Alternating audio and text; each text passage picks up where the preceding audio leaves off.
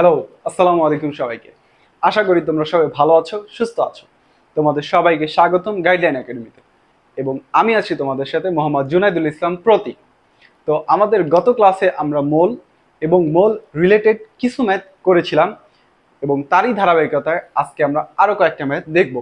তো তোমরা যারা আজকে এই ভিডিওটা নতুন দেখতেছো তোমাদেরকে বলবো তোমরা গত দিনের ক্লাসটা একটু করে এসো। আমি আমার ডেসক্রিপশন বক্সে গত ক্লাসের লিঙ্ক দিয়ে দেবো। তো চলো শুরু করা যাক। তো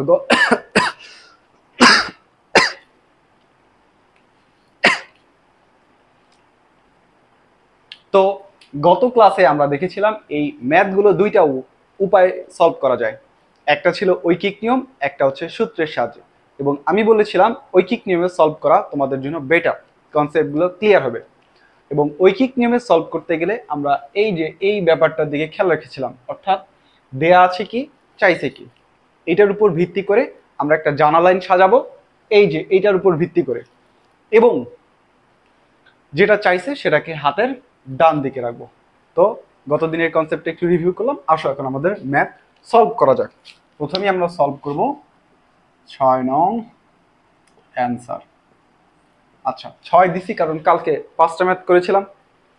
আচ্ছা আসো, বলছে কি 5 মোল কার্বন ডাইঅক্সাইডের প্রমাণ অবস্থায় আয়তন কত।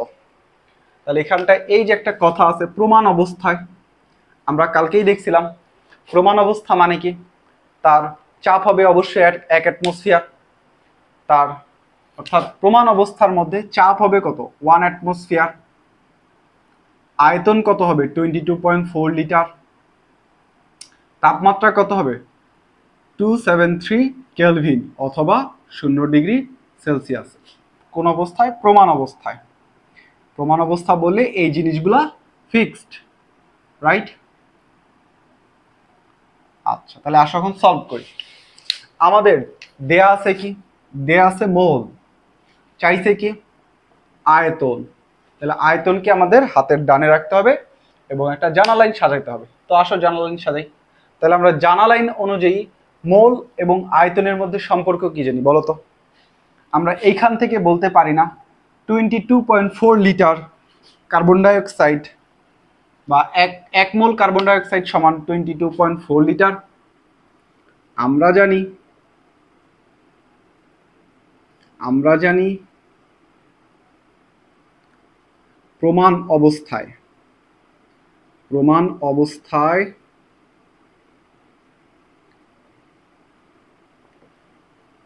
এক মোল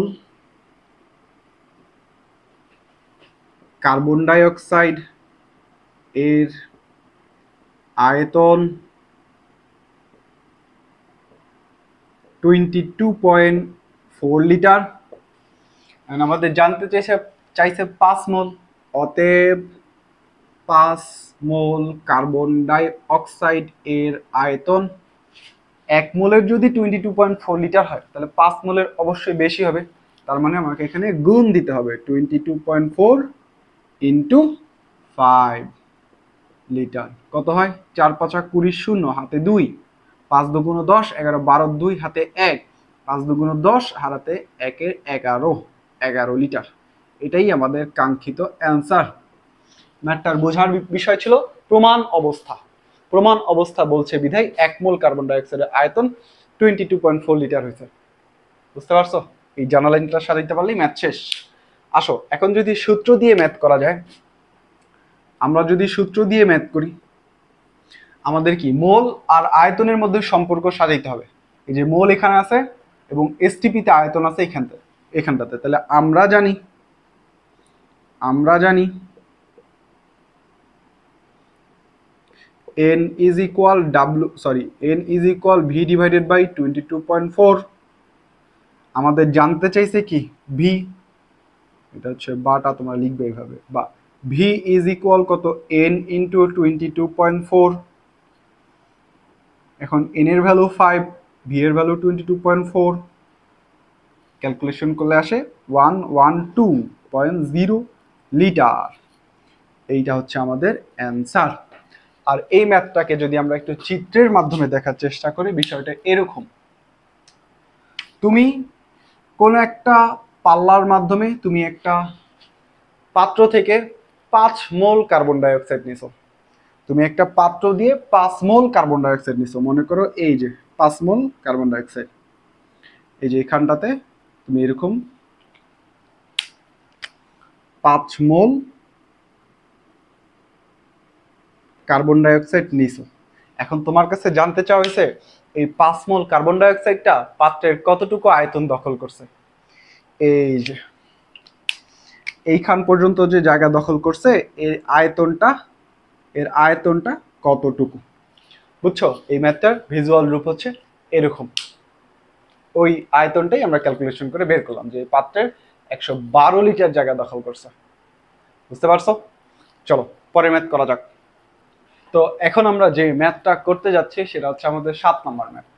তো 7 নম্বর ম্যাথটায় কি বলছে, 5 SATP-তে 5 লিটার কার্বন ডাইঅক্সাইড গ্যাসে অণুর সংখ্যা কত। অর্থাৎ এখানটায় জানতে চাইছে এরকম একটা জিনিস, আমাকে একটা পাত্র দেওয়া হয়েছে, অর্থাৎ এই পাত্রটার ভিতরে আমি ঠিক গনে গনে 5 লিটার কার্বন ডাইঅক্সাইড নিছি, 5 লিটার কার্বন ডাইঅক্সাইড নিছি। এবং SATP-তে অর্থাৎ আমার এই পাত্রটার পরিবেশ, মানে পাত্রটা যেই রুমে ছিল ওই রুমের তাপমাত্রা ছিল 25 ডিগ্রি সেলসিয়াস অথবা 298 কেলভিন। এখানকার চাপ ছিল 100 কিলো প্যাসকেল এবং এখানকার আয়তন ছিল 24.789। এই পাত্রটার আয়তন ছিল। আচ্ছা আসো, তা বলছে এই 5 লিটার কার্বন ডাইঅক্সাইড গ্যাসে অণুর সংখ্যা কত। তো আমি পাত্রের মধ্যে 5 লিটার কার্বন ডাইঅক্সাইড নিয়েছি। এখন কার্বন ডাইঅক্সাইড নিলে এই কার্বন ডাইঅক্সাইডের অণুটা পাত্রের মধ্যে ছড়াই ছিটায় আছে না, পাত্রের মধ্যে ছড়াই ছিটায় আছে না। এখন প্রশ্ন বলছে এই যে প্রত্যেকটা অণু, এগুলো কিন্তু প্রত্যেকটাই কার্বন ডাইঅক্সাইডের অণু, এবং প্রশ্নের মধ্যে জানতে চাইছে এই পাত্রটার মধ্যে ঠিক এইরকম এই যে ফোটা ফোটা ফোটা কতগুলা কার্বন ডাইঅক্সাইড অণু আছে, কার্বন ডাইঅক্সাইডের কতগুলা অণু আছে এই পাত্রে, ওটাই আমরা বের করব এবং প্রশ্নের মধ্যে ওটাই জানতে চাইছে। চলো শুরু করা যাক। তো আমাদের দেয়া আছে কি কি দেখো তো। প্রথমেই আমাদের চোখে পড়তেছে SATP, তারপর বলা আছে মানে আমাদের দেয়া আছে হচ্ছে লিটার এবং জানতে চাইছে হচ্ছে সংখ্যা। তাহলে আমাদের সংখ্যাটাকে অবশ্যই হাতের ডানে রাখতে হবে এবং SATPর শর্ত অ্যাপ্লাই করতে হবে। আসো তাহলে কিভাবে করা যায়। এই যে আমরা জানি কি জানি, SATP-তে 24.789 লিটার কার্বন ডাইঅক্সাইড গ্যাসে অণুর সংখ্যা কতটা, ওই যে এইটার সাথে এইটার সম্পর্ক, অর্থাৎ 6.023 গুণন 10⁻23T। এবং অতএব 1 লিটার কার্বন ডাইঅক্সাইড গ্যাসে অণুর সংখ্যা 6.023 গুণন 10⁻23 ডিভাইডেড বাই 24.789T। এখন আমাদের জানতে চাইছে কত লিটারে, 5 লিটারে। অতএব 5 লিটার কার্বন ডাইঅক্সাইড গ্যাসে অণুর সংখ্যা 6.023 গুণন 10⁻23 ইন্টু 5 ডিভাইডেড বাই 24.789। এখন এটাকে ক্যালকুলেশন করতে হবে। চলো ক্যালকুলেশন করি। 6.023 গুণন 10⁻23 ইন্টু 5 ডিভাইডেড বাই 24.789, মানটা দাঁড়ায় 1.21 ইন্টু 10⁻23T। আর এইটাই আমাদের কাঙ্ক্ষিত অ্যান্সার। দেখছো আমি যখন কনসেপ্ট পড়াইছিলাম তখন বলছিলাম এসএটিপির মানগুলো এখন মনে রাখো, পরবর্তীতে যে আমরা ওটার অ্যাপ্লাই করব। দেখছো এই যে এসএটিপির কনসেপ্ট ব্যবহার হয়েছে, এখানে কিন্তু 22.4 লিটার ব্যবহার করে নাই, এসএটিপির জন্যই 24.789 লিটার ব্যবহার করছে। বুঝতে পারছো? এই সেই অ্যাপ্লাই। আচ্ছা আসো এখন এটার সূত্র দিয়ে ম্যাথটা করি। সূত্র কিসে কিসে লিটার আর সংখ্যার মধ্যে সম্পর্ক। লিটার কোথায় আছে? এই যে এখানেও লিটার আছে, এখানেও লিটার আছে। কোনটা নিব আমরা? এসএটিপি লিটারটা নিব। এবং সংখ্যার মাঝে সম্পর্ক। আসো দেখা যাক। তাহলে এন আমরা জানি,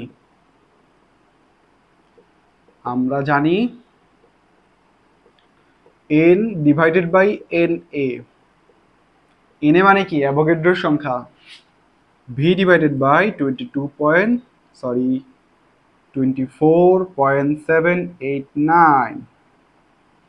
আচ্ছা এরপরে এন আমরা বের করব, V divided by 24.789 into N এ।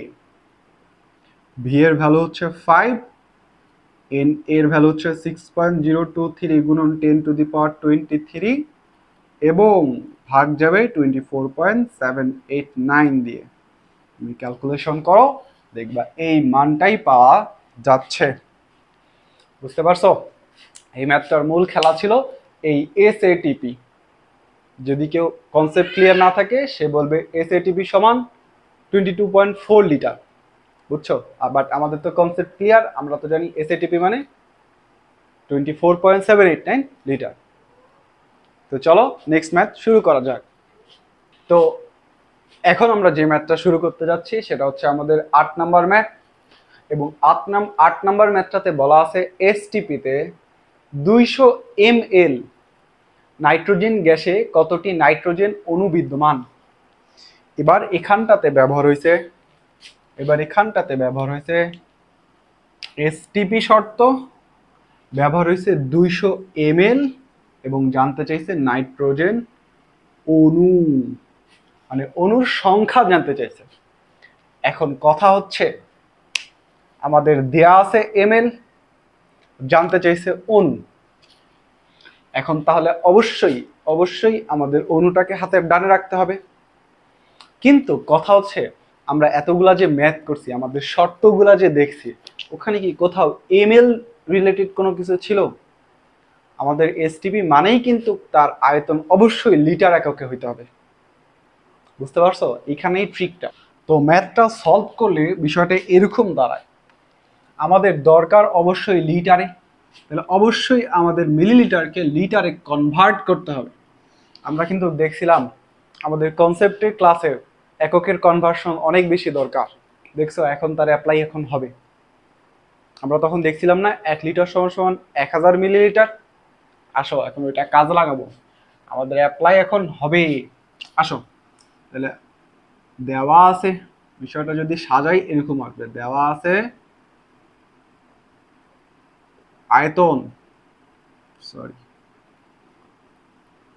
আয়তন ভি ইজ ইকুয়াল 200 ml। এখন এইটাকে যদি তুমি লিটারে কনভার্ট করো, অর্থাৎ তুমি যাবা ml থেকে লিটারে, ছোট একক থেকে বড় এককে যাবা। কিভাবে যাবা? কনসেপ্টের ক্লাসে বলছিলাম কিন্তু ভাগ দিয়ে। কত ভাগ দিয়ে?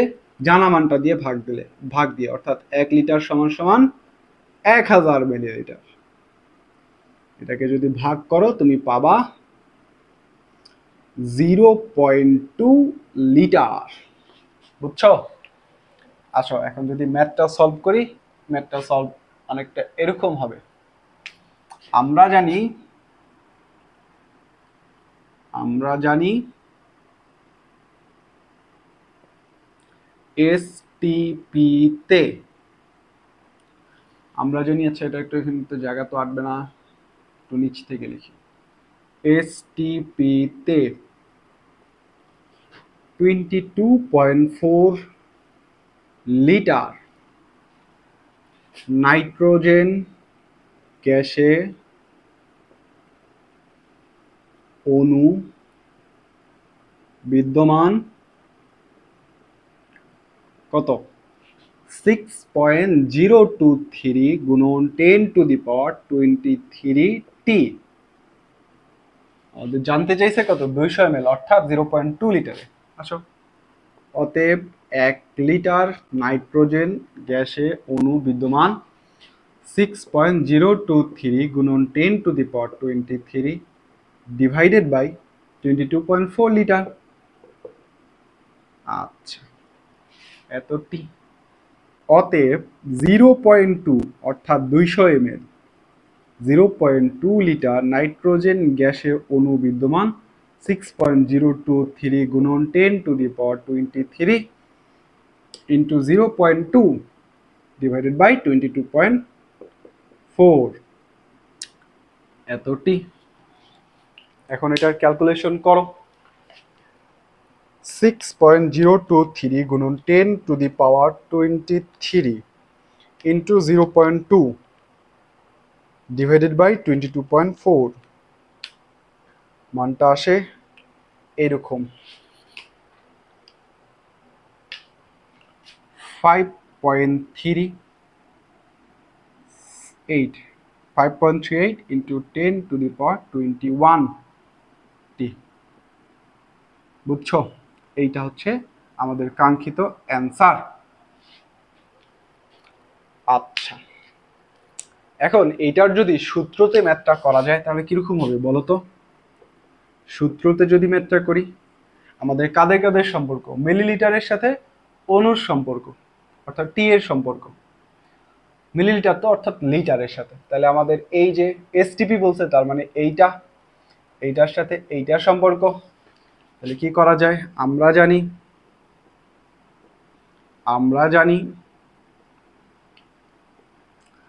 22 n divided by na is equal v divided by 22.4।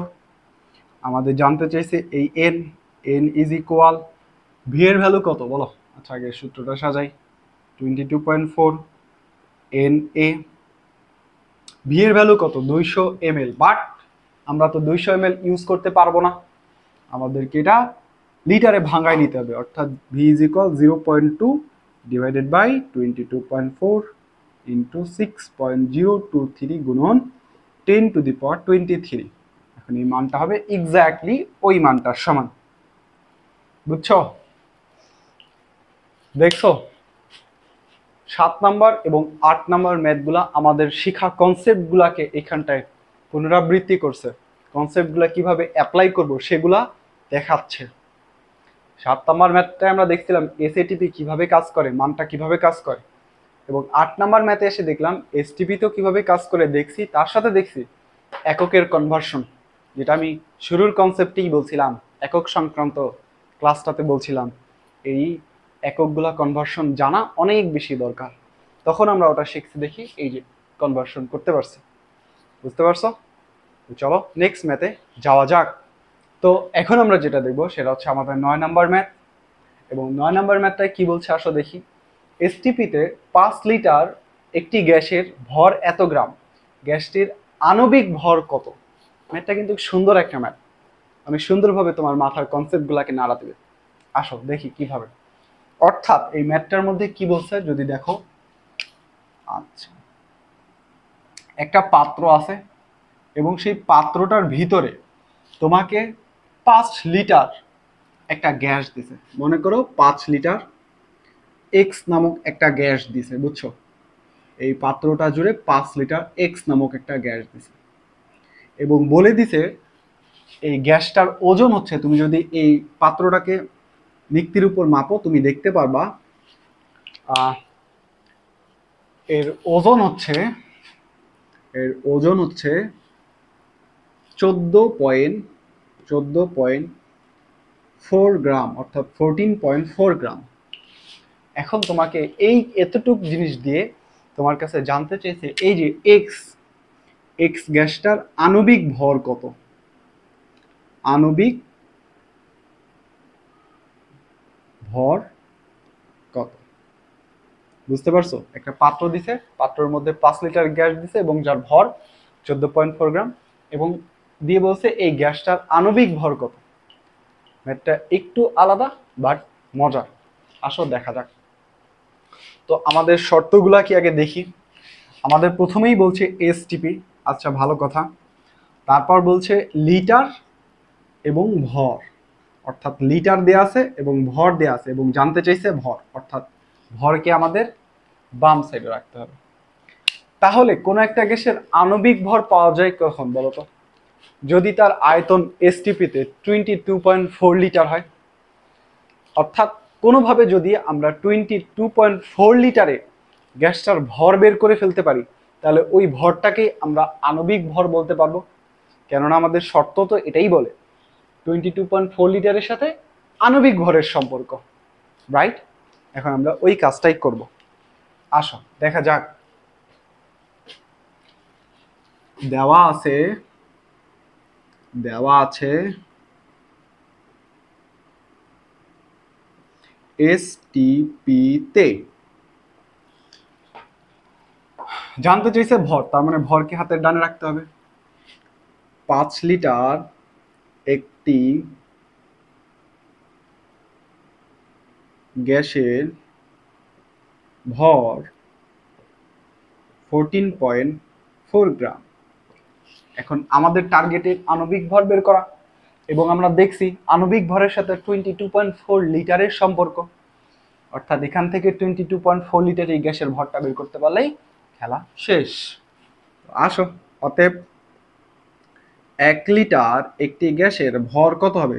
নিশ্চয়ই 5 লিটারের ভরের থেকে কম হবে। 4/5।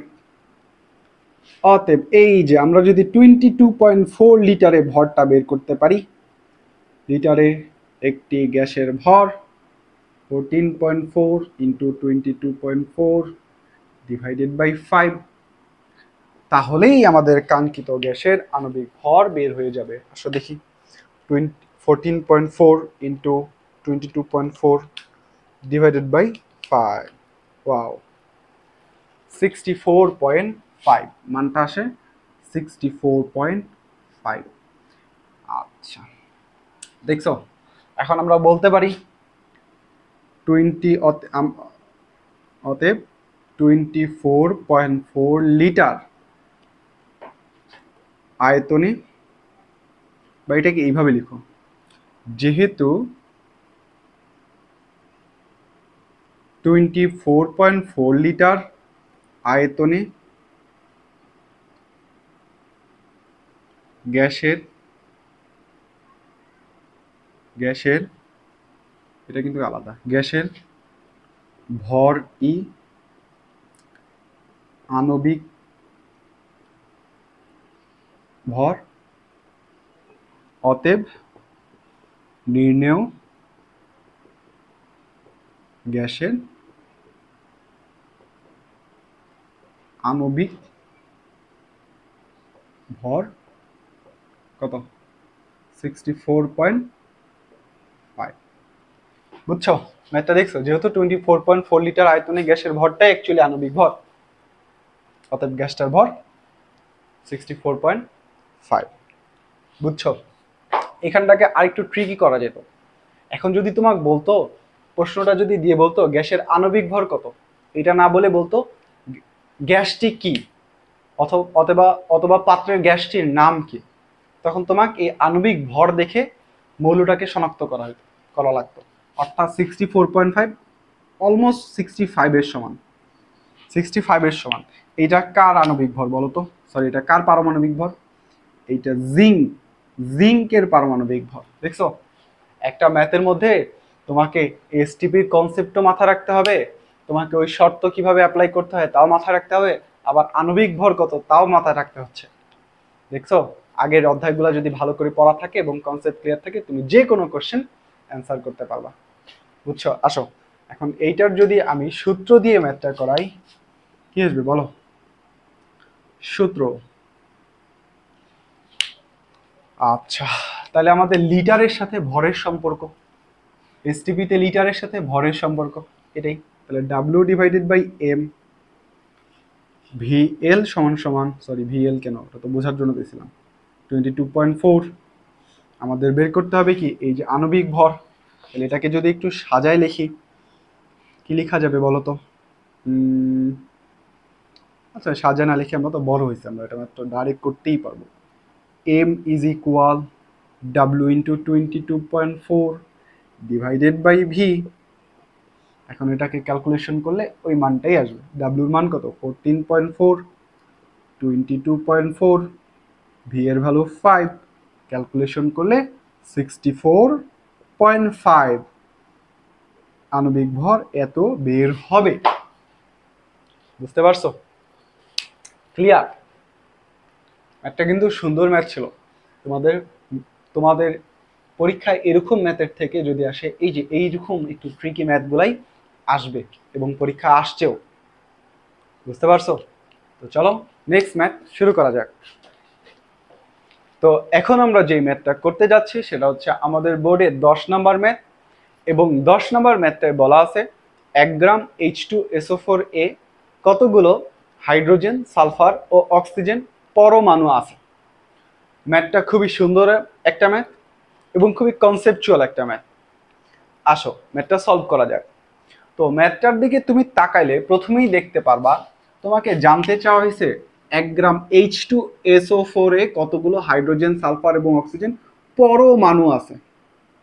তোমাকে এবার জানতে চাওয়া হয়েছে পরমাণুর সংখ্যা, হাইড্রোজেন, সালফার এবং অক্সিজেনের পরমাণুর সংখ্যা, অণুর সংখ্যা নয় কিন্তু।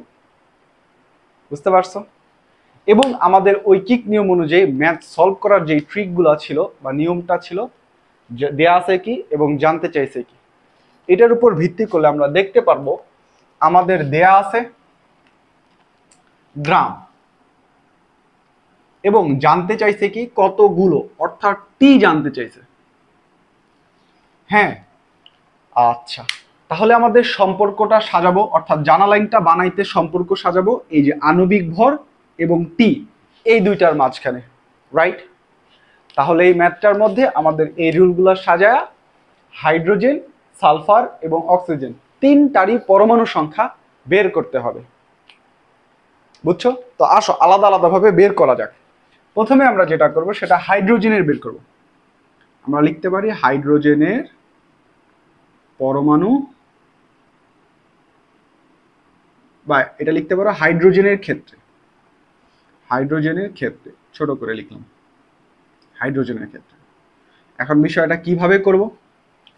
এখন আমাদের যেটা জানতে চাইছে সেটা হাতের ডানে রাখবো। আচ্ছা, আমরা যদি লিখি গ্রাম, অর্থাৎ আমাদের আণবিক ভরটাও দরকার। আসো আমরা আণবিক ভরটাও লিখে ফেলি আগে। H2SO4। আচ্ছা, সালফিউরিক অ্যাসিডের আণবিক ভর কত?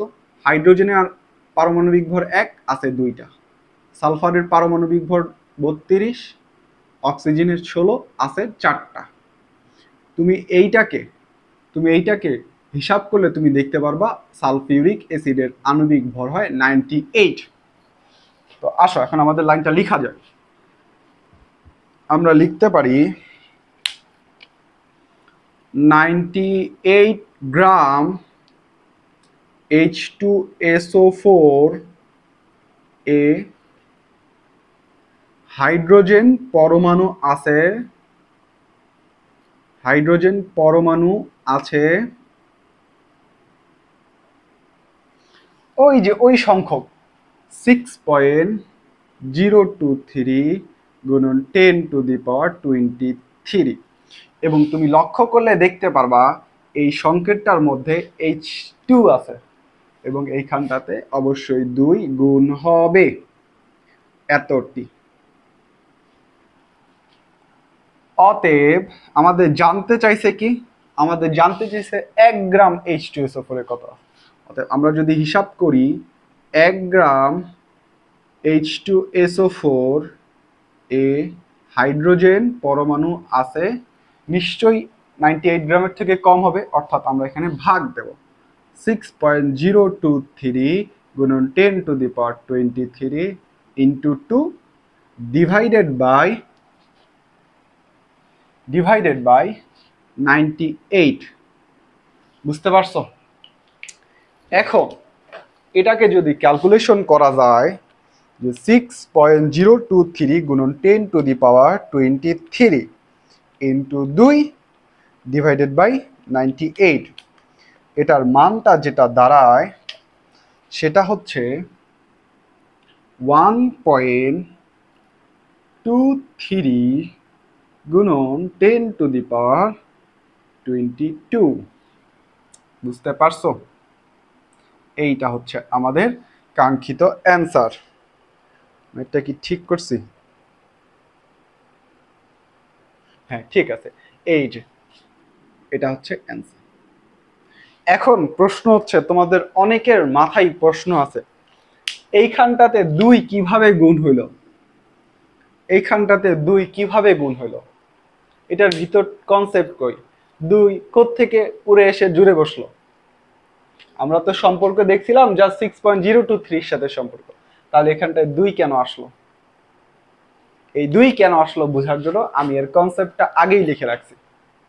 আসো দেখি কিভাবে এটা কাজ করে, 2টা কই থেকে আসলো। এখন তুমি একটা পাত্রের মধ্যে আণবিক ভর সমান H2SO4 নিছো, অর্থাৎ 98 গ্রাম H2SO4 নিছো। এখন 98 গ্রাম H2SO4 এবং পাত্রের মধ্যে এই যে H2SO4 দিয়ে ভরা। এখন এই H2SO4 এর এই প্রত্যেকটা যদি আমি একটা করে অণু বলি, H2SO4 এর অণু বলি, তাহলে এই পাত্রের মধ্যে কতগুলো H2SO4 এর অণু আছে বলো তো? যেহেতু আণবিক ভরের সমান H2SO4 নিছি, তার মানে অবশ্যই এখানে 6.023 গুণন 10⁻23টি H2SO4 অণু আছে। আমাদের কনসেপ্টের ক্লাসে এগুলো আমরা দেখছিলাম। আচ্ছা, তাহলে ওইটাই লিখছি যে এখানে মোট এই যে এখানে এই যে মোট মোট মোট মোট কতগুলা মোট H2SO4 অণু আছে 6.023 গুণন 10⁻23টি। বুঝছো? এরপরে আমি করছি কি, এই 6.023 সংখ্যক অণু থেকে আমি এই যে একটা অণুকে মনে করো বাহিরে বের করে আনছি।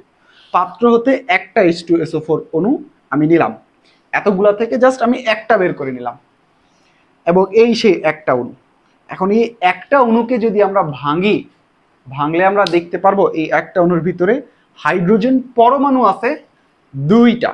এই যে সংকেত থেকে H2SO4, H2SO4 একটা অণু, এবং এই অণুটার ভিতরে হাইড্রোজেন পরমাণু আছে 2টা, সালফার পরমাণু আছে 1টা, এবং অক্সিজেন পরমাণু আছে 4টা। বুঝতে পারছো? অর্থাৎ এইটা যদি আমি চিত্রের মধ্যে দেখাই, এই প্রত্যেকটা অণুর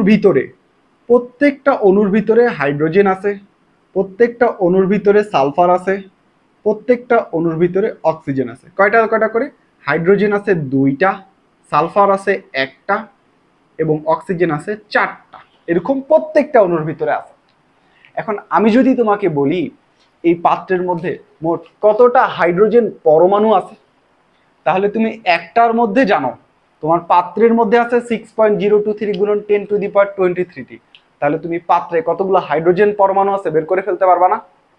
ওইটাই করা আছে। দেখো, একটি H2SO4 অণুতে হাইড্রোজেন পরমাণু আছে 2টি। এই যে হাইড্রোজেন একটি অণুতে, এই যে একটি অণুতে হাইড্রোজেন পরমাণু আছে 2টা। এখন আমাদের পাত্রে তো মোট 6.023 গুণন 10⁻23টি অণু আছে, তাহলে আমরা বলতে পারি না 6.023 গুণন 10⁻23টি H2SO4 অণুতে হাইড্রোজেন পরমাণু আছে 2 × 6.023 গুণন 10⁻23টি, রাইট? এখন এইটা ক্যালকুলেশন করলে যেই মানটা পাওয়া যাবে ওই মানটাই হচ্ছে এই পাত্রের মধ্যে মোট হাইড্রোজেন পরমাণুর সংখ্যা, রাইট? আচ্ছা, ঠিক আছে, এই পর্যন্ত ঠিক আছে। এরপরে 6.023 গুণন 10⁻23 এই নাম্বারটাকে আমরা আণবিক ভরে রিপ্লেস করে দিতে পারি না? কারণ আমরা তো জানি অ্যাভোগাড্রোর সংখ্যার সম্পর্ক আছে কার সাথে? আণবিক ভরের সাথে। আমরা ওই কাজটাই করছি। এখানটায় সালফিউরিক অ্যাসিড যেহেতু ব্যবহার করা হয়েছে, আমরা সালফিউরিক অ্যাসিডের আণবিক ভর দিয়ে এই সংখ্যাটাকে রিপ্লেস করে দিছি, এবং বলছি 98 গ্রাম H2SO4 এ হাইড্রোজেন পরমাণু আছে এই যে এতটা। বুঝতে পারছো? এই সেই কাঙ্ক্ষিত লাইন যেটা আমরা এইখানে লিখছিলাম। অর্থাৎ এই যে 2টা কিভাবে গুণ হয়েছে, সেটার কাঙ্ক্ষিত লাইনের কনসেপ্ট হচ্ছে এইটা, দেখছো এইখান থেকে এইটা লিখছি আমরা, এই জন্যই এখানে 2 দিয়ে গুণ দিছিলাম এবং 2-এর ইতিহাস ছিল এইটা। বুঝতে পারছো? ভিজুয়ালাইজ হইতেছে ম্যাথগুলা, চোখের সামনে ভাসতেছে, তুমি ধরতে পারতেছো? আস ওইটাই করছি। 98 গ্রাম H2SO4 হাইড্রোজেন পরমাণু আছে 6.023 গুণন 10⁻23 এবং এই আমাদের সংকেতের মধ্যে 2 আছে, ওই হিসাবে 2 দিয়ে গুণ দিছি। এইভাবে মনে রাখ। আচ্ছা, অতএব 1 গ্রাম H2SO4 হাইড্রোজেন পরমাণু আছে, এই সংখ্যাটাকে 98 দিয়ে ভাগ দিছি, যেটা মান বের হয়েছে সেটাই। ইজি না? এখন যদি সালফারেরটা চিন্তা করি, এখন লিখবো সালফারের ক্ষেত্রে।